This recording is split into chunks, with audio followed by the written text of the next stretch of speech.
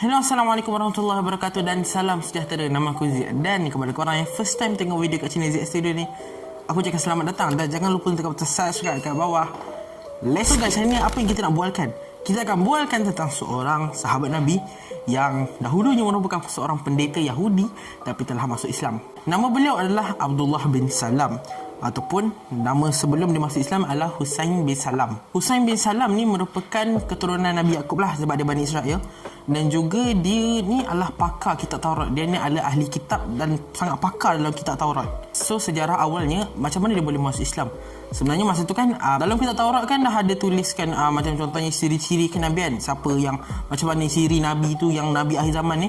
So beliau ni adalah seorang ahli kitab dan sangat menunggu siapa agaknya Rasul terakhir ni. Adakah daripada orang Yahudi? Adakah daripada orang Arab? Dia tak tahu. So bila Nabi Muhammad telah mendapat wahyu dan menjadi seorang Rasul, tersebarlah berita yang mengatakan inilah Rasul akhir zamannya. Tapi orang-orang Yahudi ni dia ada satu sifat, apa kata, sifat fanatik terhadap bangsa tau. Jadi diorang kata Nabi Muhammad ni bukanlah Rasul yang kita orang nak. Walhal dalam kitab diorang dah memang terang-terang dah jelas bukti-bukti kenabian yang ada pada Nabi Muhammad tu. Jadi orang-orang Yahudi ni memang dah tanamkan sifat ego, tanamkan sifat benci terhadap Nabi sejak daripada pemula Islam lagi. Tapi Abdullah bin Salam ni merupakan seorang rabai ataupun pendeta Yahudi yang bertakwa kepada Allah SWT. Abdullah bin Salam ni duduk di Yasrib ataupun Madinah lah. Tapi lagi bertambah kerinduannya apabila dia baca dalam kitab Taurat yang Nabi terakhir tu akan tinggalkan negeri dan akan berpindah ke Madinah. Tu yang menyebabkan dia lagi tenanti-nanti, lagi tak sabar. Dan bila dia dengar je Nabi Muhammad tu telah diutus sebagai Rasul terakhir, dia memang dah syak dah. Dia tengok betul-betul Nabi Muhammad, Rasul, sifat-sifat, ciri-ciri dia semua ada. Memang dah syak dah, ini memanglah dia, inilah orangnya. Ketika Nabi Muhammad SAW dia datang ke Madinah, semua orang ramai nak jemput dia kan masa tu kan. Ingat masa peristiwa hijrah yang ada Tala'al badru alaina. Dan antara salah seorang yang berduyun datang tu adalah Husain bin Salam ataupun Abdullah bin Salam ni. So Abdullah bin Salam ni pun set lah satu appointment dengan Nabi Muhammad SAW nak jumpa Nabi Muhammad. Siap senyap lah.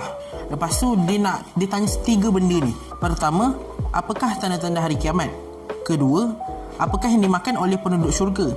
Dan yang ketiga, macam mana seseorang itu dapat menyerupai bapa atau ibunya? So on the spot, Nabi kata macam ni, Jibril baru saja datang bagi wahyu. Malaikat Jibril ni untuk Bani Israel dan kaum Yahudi ni adalah musuh abang diorang tak suka lah Malaikat Jibril ni. Tapi bila Nabi Muhammad jawab je 3 soalan tu, automatically dia kata asyhadu an la ilaha illallah wa asyhadu Muhammadar Rasulullah. Kemudian lepas dia macam tu dia kata, ya Rasulullah, sungguhnya orang Yahudi itu adalah kaum pendusta.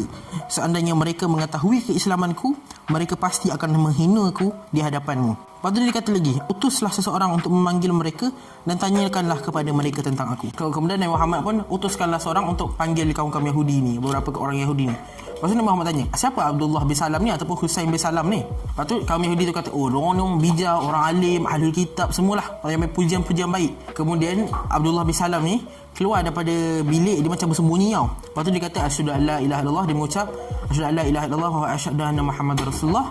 Automatically perangai Yahudi tu berubah 360 darjah. Dia kata, Abdullah bin Salam ni apa ni, dia ni anak jahat, penipu, anak bapa dia orang jahat. Nampak tak betapa egonya orang Yahudi ni, sampai walaupun dia memang dah tahu dah Nabi Muhammad itu adalah Nabi terakhir, tapi dia tetap tak nak mengaku. Nak tahu dah apa? Sebab sifat Yahudi ni ada pelik sikit dia ni. Pertamanya dia adalah ada sifat fanatik terhadap bangsa. So contoh kita tengok dalam surah Al-Imran ayat ke-23. أعوذ بالله من الشيطان الرجيم ألم تر إلى الذين أوتوا نصيبا من الكتاب يدعون إلى كتاب الله ليحكم بينهم ثم يتولى فريق منهم وهم معرضون. Maksudnya, tidakkah kamu, wahai Muhammad, berasa pelik apabila memikirkan sikap-sikap orang Yahudi yang telah diberikan sebahagian daripada kitab Taurat? Mereka diseru kepada kitab Allah supaya kitab itu dapat dijadikan hakim mengenai perkara-perkara yang timbul antara mereka. Namun, ahli-ahli salah sebuah pihak daripada kalangan mereka berpaling ingkar sambil menolak seruan dan hukum kitab Allah itu. So, nampak tak betapa ni, apa kata?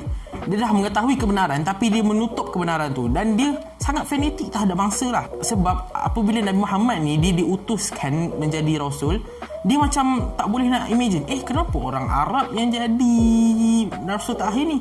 Padahal kami ni adalah bangsa yang mulia. Kami ni lah, nenek moyang kami adalah bangsa Nabi-Nabi.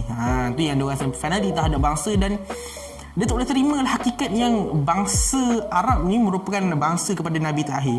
Sebab itulah dia tak nak terima kebenaran. Dan dalam ayat ke-23 surah Ali Imran tadi, mereka diseru kepada kitab Allah supaya kitab itu dapat dijadikan hakim mengenai perkara-perkara yang timbul antara mereka.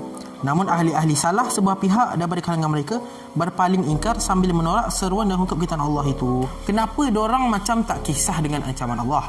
Wah, diorang saja langgar. Walaupun dah tahu dah benda tu, tapi diorang saja langgar. Kerana diorang ni macam, sebab diorang kan bangsa Israel, bangsa Nabi-Nabi. So tak apalah kita orang ni buat 2-3 salah. Sebab nanti di akhirat nanti Nabi-Nabi ni boleh tolong kami. Kami kan bangsa diorang. Tapi padahal diorang tak tahu sebenarnya bangsa keturunan nasab tidak menolong apa-apa. Hanyalah amalan saja yang menolong kita di akhirat sana. Jadi, tapi diorang ni macam tu lah. Diorang tak kisah dan diorang kata tak apalah, nanti dekat akhirat nanti tu boleh lagi. Nanti kat akhirat nanti Nabi Yaqub ke Nabi Yusuf ke tolong kita orang. Tak apa. Kita orang kan bangsa Nabi. So tak apalah. Itulah menyebabkan diorang ni fanatik terhadap bangsa. Lepas tu diorang ni selektif terhadap kitab, selektif terhadap ayat-ayat yang diturunkan oleh Allah. Sebab itulah mereka jadi macam tu. Sebab itulah diorang tak nak terima kenyataan yang Nabi Muhammad itu berbangsa Arab. Itulah sebabnya. Dan juga Abdullah bin Salam ni, dia menjadi benteng utamalah apabila melawan dengan kaum Yahudi ni. Sebab apa-apa perdebatan memang dia lah. Sebab dia kan ahlul kitab. Sebab itulah hebatnya Abdullah bin Salam ni. So kalau korang nak tahu lagi tentang pasal ahlul kitab ke apa, korang buka je Quran berlambat ayat pasal ahlul kitab. So yalah, pelik jugalah panggil orang Yahudi ni. So bila Allah dah cerita dalam Quran, bila Allah dah kata alam tara, maksudnya benda tu akan berulang. History will repeat itself. So yalah, so itu je lah yang saya boleh kongsikan. Kalau korang nak tahu lebih lanjut, korang boleh check it out sendiri dekat, buat research sendiri, buka Quran sendiri, buka tafsir. So itu saja daripada saya. Jangan lupa tekan subscribe ke bawah. Assalamualaikum. Ciao. Assalamualaikum.